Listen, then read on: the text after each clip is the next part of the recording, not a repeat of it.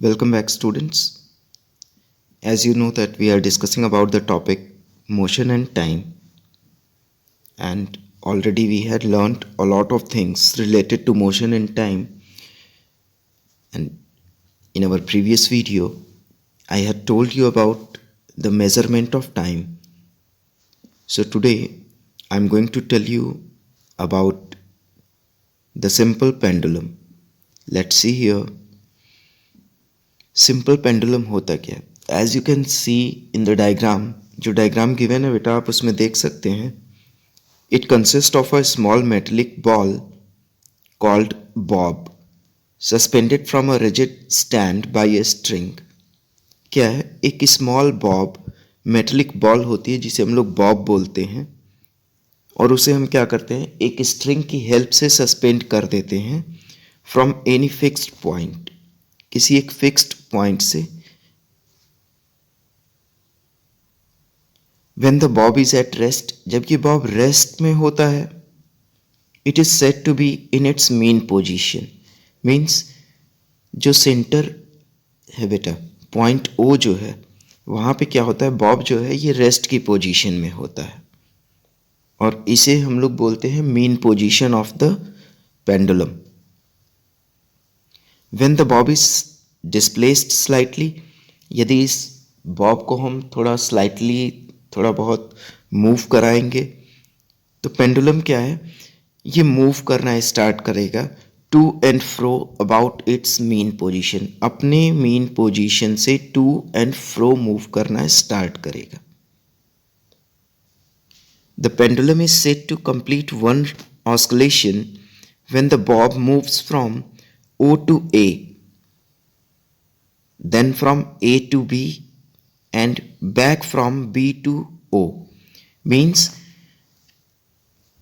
Simple pendulum का one oscillation complete होता है जब ये अपने मेन पोजीशन से A पॉइंट तक पहुंचता है, एंड A पॉइंट से B पॉइंट तक जाने के बाद ये अगेन O पोजीशन पे यानी अपनी मेन पोजीशन पे आ जाता है.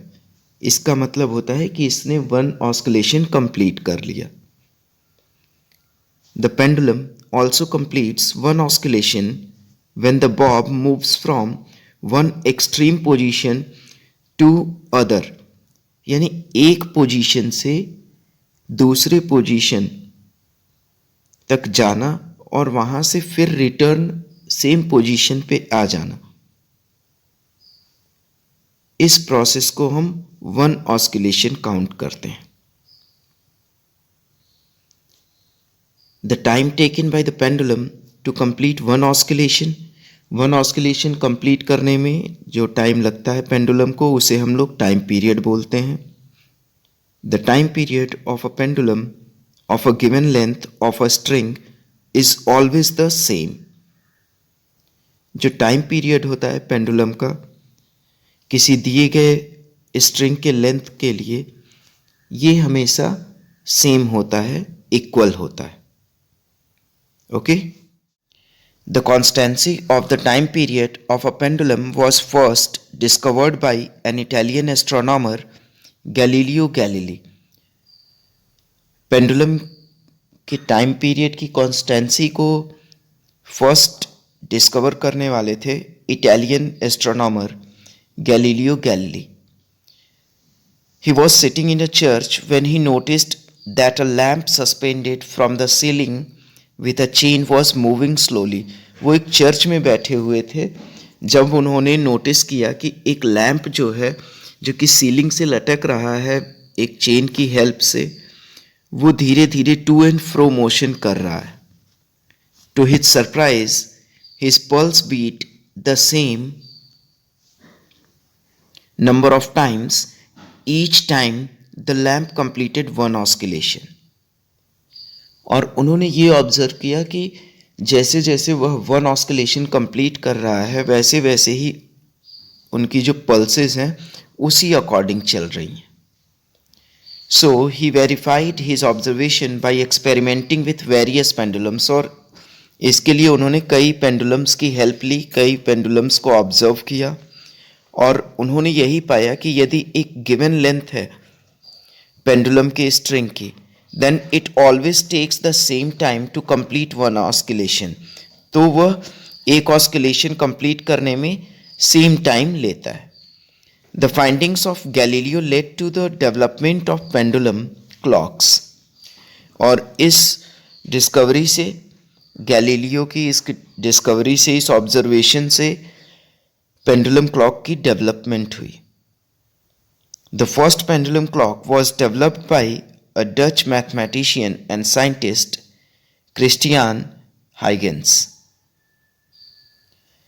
पहले पेंडुलम क्लॉक जो थी वो एक डच मैथमेटिशियन और साइंटिस्ट क्रिस्टियान हाइगेंस ने बनाई थी। Let's see here, these days electronic wrist watches are available. आजकल हम लोग बेटा देख रहे हैं कि इलेक्ट्रॉनिक रिस्ट वॉच अवेलेबल हैं। They are regulated by quartz crystals. और वो कैसे ऑपरेट होती हैं? क्वार्ट्ज क्रिस्टल्स की हेल्प से ऑपरेट होती हैं। And also called as quartz clocks, और इसीलिए इनको क्वार्ट्ज क्लॉक्स भी हम लोग बोलते हैं। Such watch can measure time much more accurately. और ऐसी वॉच जो होती हैं ये समय को ज़्यादा एक्यूरेटली मेजर करती हैं। In a mechanical wrist watch, mechanical wheel serves the same purpose as the pendulum. Mechanical wrist watch जो होती है उसमें मैकेनिकल व्हील अवेलेबल होता है, प्रेजेंट होता है, जो कि सेम पेंडुलम की तरह ही एक्ट करता है। Stop watch and stop clocks are used in the laboratories और एथलेटिक इवेंट्स। स्टॉप वॉच का यूज़ हम लोग, स्टॉप क्लॉक्स का यूज़ हम लोग लेबोरेटरीज में या फिर एथलेटिक इवेंट्स में करते हैं।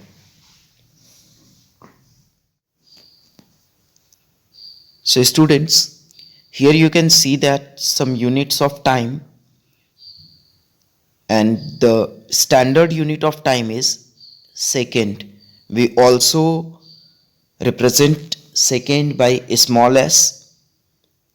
You all are aware of it that 1 minute is equal to 60 second, 1 hour is equal to 60 minute, 1 day is equal to 24 hour, or when we convert it into minutes, we obtain 1 day is equal to 1440 minute or 86,400 second.